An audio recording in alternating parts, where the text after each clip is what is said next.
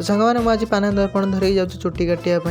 यहाँ हूँ ब्लेड। तो बर्तमान दादा ए स्वाधीन चुट्टी काटुं। तो देखो केमती चुट्टी काटुं। मोर भी चुट्टी कटाकटी सरला गाधे पलि आसिले। तो देखो मोर कटटा केमती आपने कमेंट कर निश्चिंत जनातु। आम चलू आम पंचायत पाखे थी पोस्ट ऑफिस को गला बेले देखो बाटर केमती वर्षा होम वर्षार भिजी भिजी जाऊँ मैंने झिपी झिपी वर्षा होपर मुझे गोटे ऑनलाइन दुकान को आसी मो आधार कार्ड को छोट कर लामिनेशन करदेली।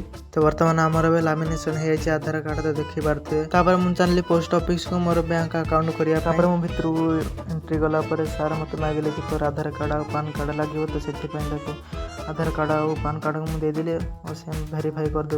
मत कहले कि सी फिंगर प्रिंट देवाई। तो मुझे फिंगर प्रिंट देदेली। तो फिंगर प्रिंट दे सारापर मोर एटीएम कार्ड रेडी हो पोस्ट ऑफिस देखते।